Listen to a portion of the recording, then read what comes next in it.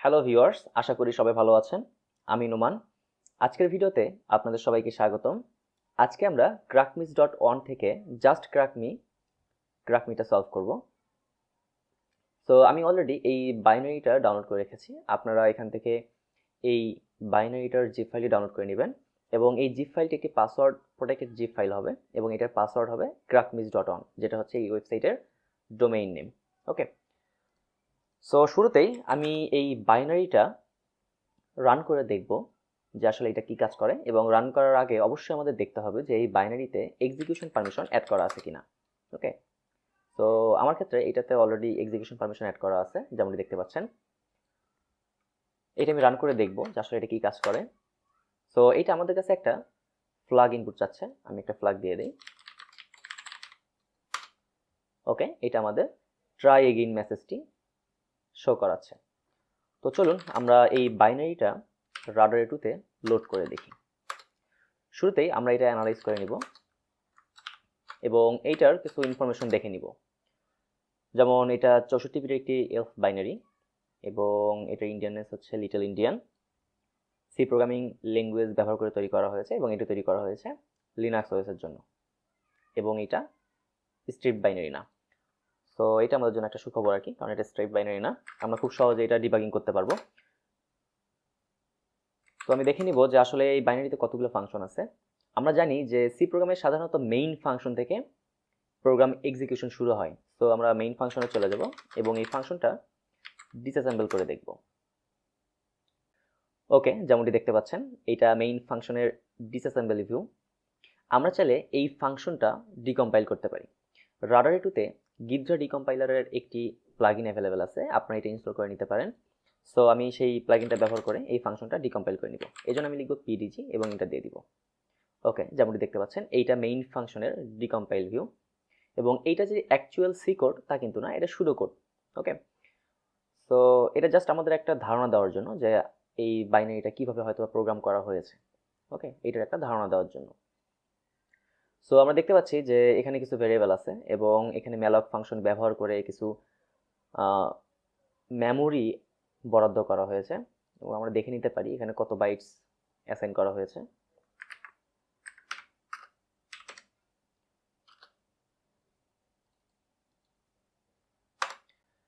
So ম্যালক function ব্যবহার করে এখানে 70 বাইটস অ্যাসাইন করা হয়েছে, এবং এরপর এখানে গেট ইএনভি ফাংশন ব্যবহার করে আমাদের এনভায়রনমেন্ট ভেরিয়েবল ইউজার, সেখান থেকে আমাদের লগড ইন ইউজারের ইউজার নেমটা নেওয়া হচ্ছে এবং সেটি uvar3 তে রাখা হচ্ছে। আমরা এটা কনফার্ম করতে পারি, যেমন আমরা যদি একটা ট্যাব নিয়ে নিই, আমরা যদি ইউজার এনভায়রনমেন্ট ভেরিয়েবলটা ইকো করি তাহলে দেখতে পারবো এখানে বর্তমানে আমি যে ইউজার অ্যাকাউন্টে লগ ইন করে আছি সেটার ইউজার নেম আছে। ওকে, তার মানে এই ভেরিয়েবলে আমাদের বর্তমান ইউজারের ইউজার নেমটি স্টোর করে রাখা হচ্ছে। ওকে, এরপর আবার ম্যালক ফাংশন ব্যবহার করা হয়েছে এবং 300 বাইটস অ্যাসাইন করা হয়েছে। ওকে, এরপর আমাদের এই আইভারের লেন্থটা এখানে চেক করা হচ্ছে এবং ivar4-এ রাখা হচ্ছে। এরপর আরেকটা ভেরিয়েবল আছে এবং আরও কিছু ভেরিয়েবল আমরা দেখতে পাচ্ছি, এখানে কিছু ভ্যালু অ্যাসাইন করা হয়েছে। এবং এরপর strcat নামে একটা ফাংশন আমরা দেখতে পাচ্ছি যেখানে দুইটা আর্গুমেন্ট দেওয়া হচ্ছে, এটা মেবি দুইটা স্ট্রিংকে কনক্যাট করে। ওকে, এরপর পুটস ফাংশন ব্যবহার করা হয়েছে এবং ইন্টারিয়র ফ্ল্যাগ, আমরা যে প্রথমে মেসেজটা পাচ্ছিলাম সেইটা এখানে আছে, তাই না? আমরা যখন প্রথম এই বাইনারি রান করেছিলাম, আমরা যদি আবার রান করি তাহলে দেখতে পারবো ইন্টারিয়র ফ্ল্যাগ, তাই না? এই পুটস ফাংশন ব্যবহার করে ইন্টারিয়র ফ্ল্যাগ মেসেজটা ডিসপ্লে করানো হচ্ছে। এরপর স্ক্যানএফ ব্যবহার করে আমাদের ইনপুট নেওয়া হচ্ছে, আমরা যে ফ্ল্যাগটা ইনপুট দিচ্ছিলাম সেইটা, এবং এটা রাখা হচ্ছে var d0h। ওকে, তার মানে আমরা যে ইনপুট দিচ্ছি সেটা var d0h ভেরিয়েবলে স্টোর করে রাখা হচ্ছে। আমরা এটা রিনেম করে নিতে পারি আমাদের বোঝার সুবিধার্থে। সো আমি এটা রিনেম করে নিচ্ছি, আমি এটার নাম দিচ্ছি ইউজার ইনপুট।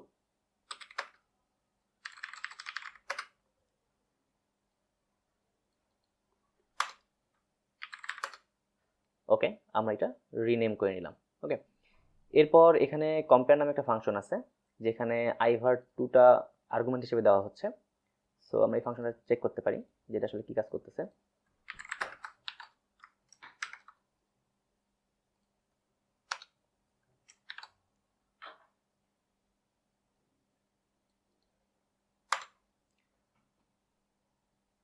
ওকে, এখানে ivar2 এর যে আর্গুমেন্টটা দেওয়া হচ্ছে সেটা নিয়ে কিছু কাজ করা হচ্ছে।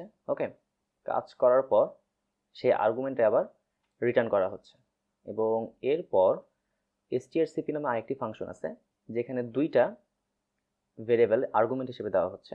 একটা হচ্ছে uvar3, যেটা আমাদের কম্পেয়ার ফাংশনে কিছু একটা কাজ করে রিটার্ন করবে সেই ভ্যালুটা, এবং এরপর আমরা যে ইউজার ইনপুট দিচ্ছি সেই ভ্যালুটা। ওকে, দেওয়ার পর এই strcp আরেকটি কাজ করে ivar1 এ কোনো একটা ভ্যালু রেখে দিচ্ছে। তো আমরা এটা দেখে নিতে পারি যে আসলে strcp ফাংশনটা কি কাজ করতেছে।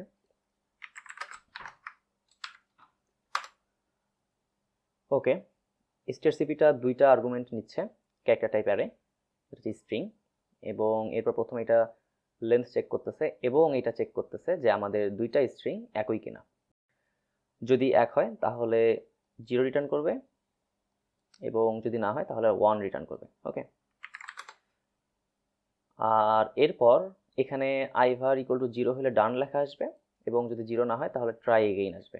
তার মানে আমরা যখন ভুল ফ্ল্যাগ দিচ্ছিলাম তখন আমরা ট্রাই এগেইন মেসেজটা পাচ্ছিলাম, কারণ এখানে strcp ফাংশনটা ivar1 এ 0 রিটার্ন করার পরিবর্তে 1 রিটার্ন করতেছিল।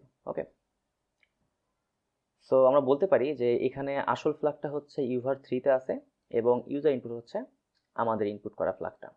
তার মানে আমরা যদি uvar3 এর ভ্যালুটা রিট্রাইভ করতে পারি তাহলে আমরা আসল ফ্ল্যাগটা পেয়ে যাব।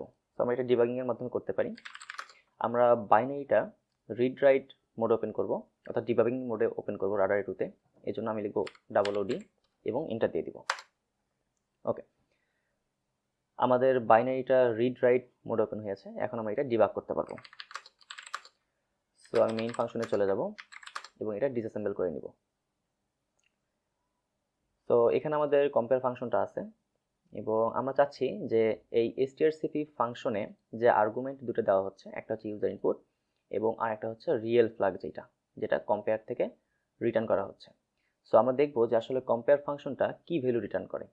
আমরা যদি সেই ভ্যালুটা পেয়ে যাই তাহলে আমরা আসল ফ্ল্যাগ পেয়ে যাব, কারণ আমাদের strcp ফাংশনটা দুইটা স্ট্রিং কম্পেয়ার করতেছে। সো আমরা কি করতে পারি, আমরা strcp ফাংশনটা যেখানে কল করা হয়েছে এখানে একটা ব্রেক পয়েন্ট সেট করতে পারি। ওকে, আর আমাদের যে দুইটা আর্গুমেন্ট আছে এই strcp তে, এটা হচ্ছে rdx এবং rax এ আছে, তার মানে আমরা এই দুইটা রেজিস্টারেতে আমরা ভ্যালুগুলো পেয়ে যাব। তো এইখানে আমরা একটা ব্রেক পয়েন্ট সেট করে নিই। ওকে, আমাদের ব্রেক পয়েন্ট সেট হয়ে গেছে। তো এখন আমরা এটা একটু রান করে দেখি যে কি হয়। ওকে, আমাদের কাছে একটা ফ্ল্যাগ ইনপুট চাওয়া হচ্ছে, আমরা একটা ফ্ল্যাগ দিয়ে দিই। ওকে, আমাদের ব্রেক পয়েন্টে হিট করেছে, তার মানে এখানে strcp ফাংশনটাকে কল করা হচ্ছে। এখন আমরা একটু এই রেজিস্টারগুলো চেক করে দেখব যে এই রেজিস্টারে আসলে কোন কোন ভ্যালু আছে। যেমন এটা হচ্ছে rsi,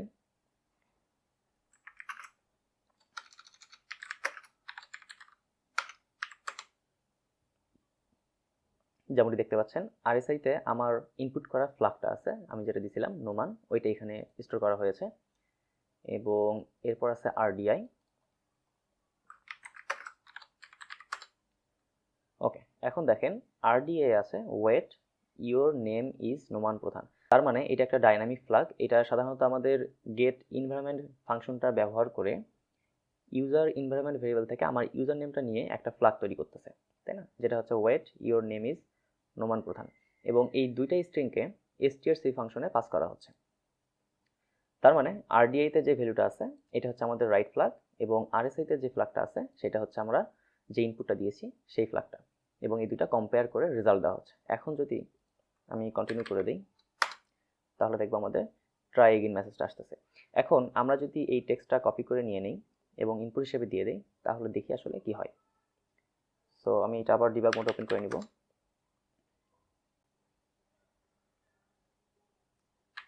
আমি প্রোগ্রামটা কন্টিনিউ করব এবং এখানে আমরা এই ফ্ল্যাগটা দিয়ে দিব। ঠিক আছে, তো আমি দিয়ে দিচ্ছি। ওকে, এটা কপি করলে আসলে হবে না, আমি লিখে দিই ওয়েট ইওর নেম ইজ, ইজের পরে কোনো স্পেস নাই। ওকে, সো আমি এখানে স্পেস ছাড়াই আমার নামটা দিয়ে দিচ্ছি নোমান প্রধান। ওকে, ইনপুট দেওয়ার পর আমাদের ব্রেক পয়েন্টে হিট করা হয়েছে, যেখানে আমরা ব্রেক পয়েন্ট সেট করেছিলাম, যেটা ছিল সিস্টেম strcpy ফাংশনে কল করা। আবার এটা আমি কন্টিনিউ করে দিব। ওকে, যেমন দেখতে পাচ্ছেন এখন কিন্তু আমরা ডান মেসেজটা পেয়ে গেছি, তাই না, যেটা আমাদের টার্গেট ছিল। অর্থাৎ আমরা এই কন্ডিশনটা স্যাটিসফাই করতে পারছি এবং রাইট ফ্ল্যাগটা খুঁজে বের করতে পারছি। রাইট ফ্ল্যাগ হচ্ছে ওয়েট ইউর নেম ইজ, আপনি যে ইউজার অ্যাকাউন্টে লগ ইন করেছেন সেই ইউজার অ্যাকাউন্টের ইউজার নেম। আজকের ভিডিও এই পর্যন্তই। সবাই ভালো থাকুন, সুস্থ থাকুন, ধন্যবাদ সবাইকে। ডুবেছি আমি তোমার চোখের অনন্ত মায়া, বুঝিনি কভু সেই মায়া তো আমার তরে নয়। ডুবেছি আমি তোমার চোখের অনন্ত